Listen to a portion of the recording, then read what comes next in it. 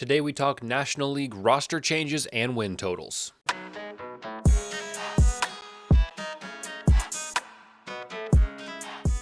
Welcome back to the Green Beans Go channel. It's your host, me, and today we stopped by our local Dunkin', not a sponsor yet. Picked up a black coffee original. Wanted to keep it basic. Sometimes when I add the cream and sugar from Dunkin', it really turns the old stomach. I wasn't feeling that today. Today we talk National League. We're going to talk about the additions and departures from each team, as well as some predictions I like. And if you missed my American League version of this exact video, I'll link it at the very end. We will start with the Atlanta Braves, who won 104 games last year, one of the top teams in the MLB. DraftKings has them at 101 wins as of today.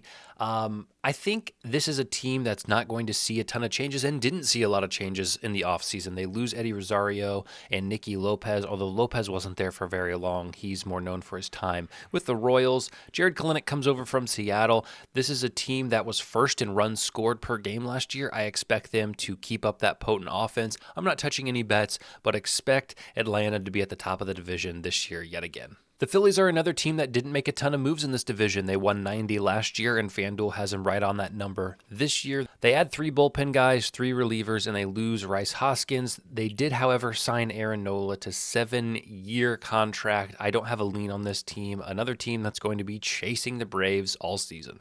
The Miami Marlins won 84 games last year, and FanDuel has them a little bit lower at 78.5. They add Christian Bethancourt and Jonah Bride, but they lose Soler, and that is probably the biggest loss that they will see this offseason, and it will be probably the biggest piece that hurts them the most. Now, Sandy Alcantara is recovering from, I believe, Tommy John surgery, and so he won't play this entire year. But back to Soler, he was the first in runs for this team and second in RBIs, and I think when you lose a guy with that much production and you don't really replace him with anything, Bethancourt and Bright are not going to come in and do what Soler was able to do, let alone ignoring the fact that they lost Wendell Stallings and Gurriel. So I don't love this team this year at all, and I would say the under 78 is the side to be on for the Miami Marlins. The New York Mets won 75 games last year, and FanDuel has them up to 82.5, 7 games more than their performance in 2023. Now, they do add some key pieces in the bullpen, okay? Severino, they add Harrison Bader out in the outfield.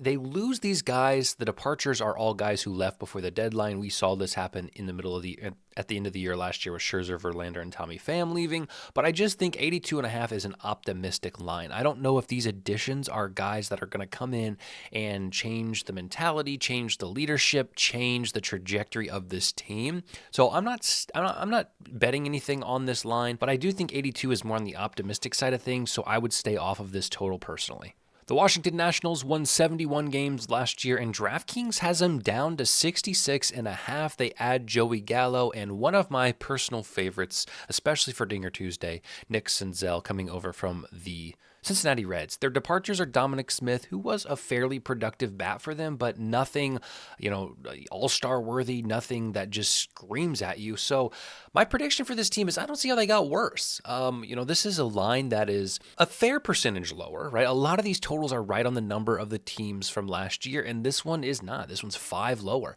And I think that if there is a side on the Nationals, it's the over. I think a team that had youth that has only grown.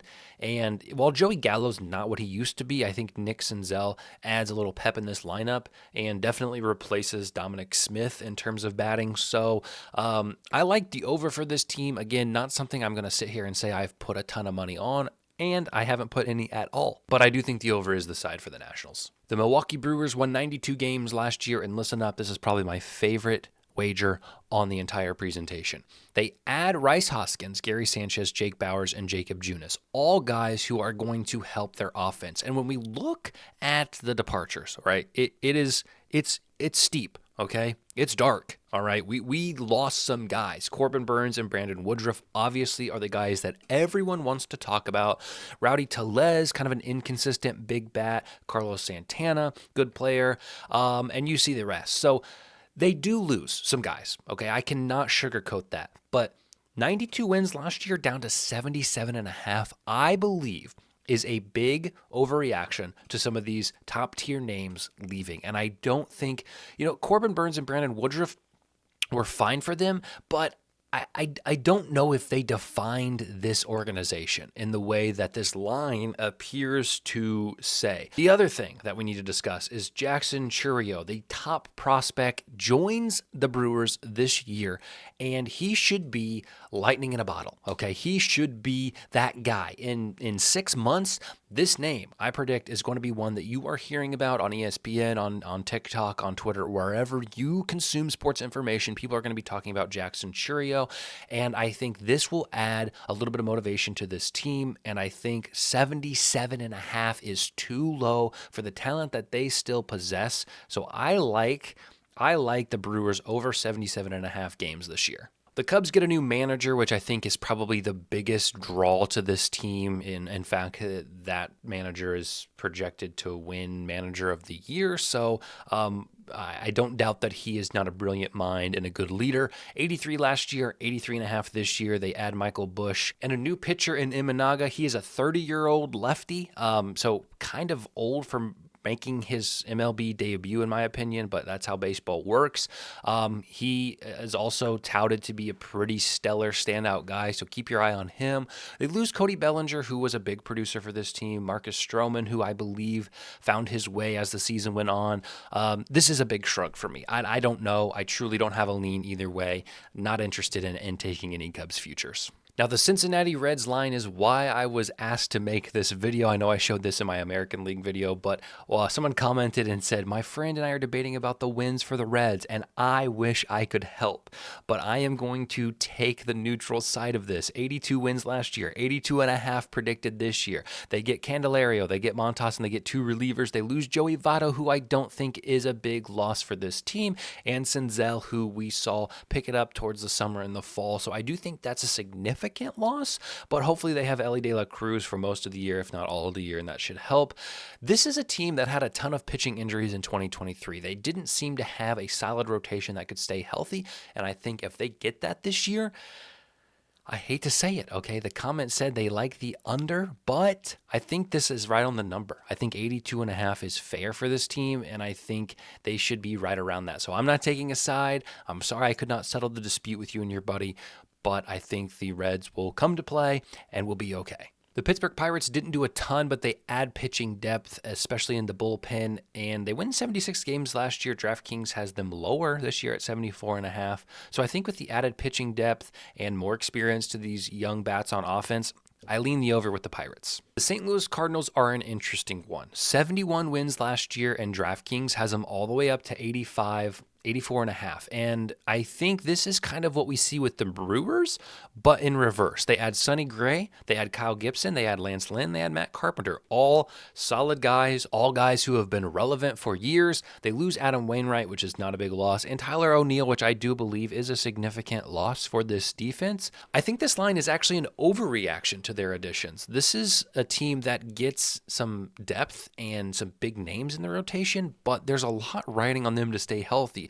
And when their youngest new starter is Sonny Gray at 34 years old, that does worry me for the pitching position. I know there are old guys who can sling that thing and stay healthy, but I think as you get older, it starts to tilt away from you, go against your favor. So I would watch out for some injuries for this team. And because of that, I lean the under. I know they didn't lose a lot on offense, and they, on paper, got better on defense, but I think 15 added games is a bit much. All right, are you ready? America's team, the Dodgers. I don't know if that's true, but I'm naming them America's team for this year. Last year, they went 100 games. This year, the line is at 103. And I'm a little confused by that, actually. They add Ohtani, which everyone knows about, but they add Yamamoto, who is the biggest touted pitcher that we have seen come into the league for quite some time, in my opinion. Okay, at least that's how I'm looking at it. They add Hernandez, they add Margot, they add Tyler Glasnow, who's just like falling through the cracks because of Ohtani and Yamamoto, and they add James Paxton. They lose JD Martinez, they lose Lance Lynn, good riddance in my opinion. Okay, Peralta, Rosario, and Bush, all kind of role-playing guys on the offense. And guys, I don't care. All right. I don't care. I don't think that matters. Now, the big piece that you need to know is Ohtani won't pitch in 2024. All right. That's part of his contract. He's recovering from an elbow. Okay. They're not going to let him, not that he could anyway, but they're not going to let him pitch. All right. But they get Yamamoto, who a lot of people were going after in free agency. A lot of people wanted him. That's how good he is projected to be. Yes, he's never thrown a pitch to the best players in the world, but I'm a Yamamoto truther. I believe in this guy, and I believe the reports about him. So I want the over. I want the over big. I want the over on a silver platter with ketchup and mustard. I want to dive into that over. 103.5, are you kidding me? The MLB record. I'm saying this right now. I make predictions all the time on this channel, and some of them go right, and some of them go way wrong. And this is one we will see come fall of 2024. The MLB record is 116 wins. I'm just saying, keep your eye on that number. I would not be surprised if the Dodgers pull off an MLB record with this team. Maybe it's all hype. Maybe I'm buying into the hype too much, but their pitching was their biggest weakness last year, and they went out and they filled that role, in my opinion. So let's do it. 116 wins, Dodgers. Get it done for me. Another weird line to me, the Diamondbacks, 84 wins last year, a very unexpected team. We saw their historic run to the World Series. We saw people underestimate them. I could go on. FanDuel has the total at the same, 83.5. And they add Suarez, a huge addition from Seattle. They add Rodriguez, a pitcher, and Jock Peterson, a designated hitter, who was his time in San Francisco a waste? I don't know. It was okay. They lose Tommy Pham and Evan Longoria. Pham was a big piece for them in the playoffs. Longoria, he's long gone. He's long gone. That sounds weird. My predictions for this team is they've improved heavily on paper. I don't know how they've gotten worse. Looking at these, I would take these three over these two any day of the week and twice on Sunday. So I like the over for the Arizona Diamondbacks, 83.5. San Diego Padres win 82 games last year, and once again, we see that total about the same this year. Obviously, their biggest loss was Juan Soto, but nobody's talking about Blake Snell, Michael Wacha, okay, Trent Gresham.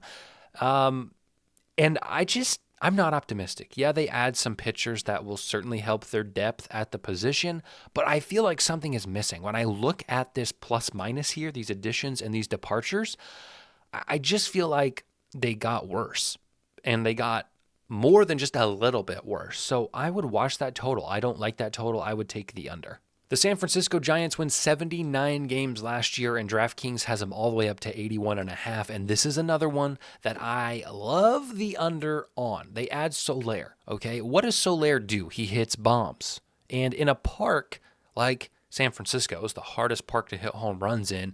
Some of what he possesses that brings him above the league average is diminished because of where he's going to play half his game. So I don't love the glitz and glam of this addition in this park. I just think we're underestimating that a little bit. They lose a ton. I mean, they lost a ton of production from last year. And what we have to keep in mind is Alex Cobb and Robbie Ray are both injured, both pitchers for this team that would probably be in the rotation. So a lot of pitching depth gone. They don't add a ton.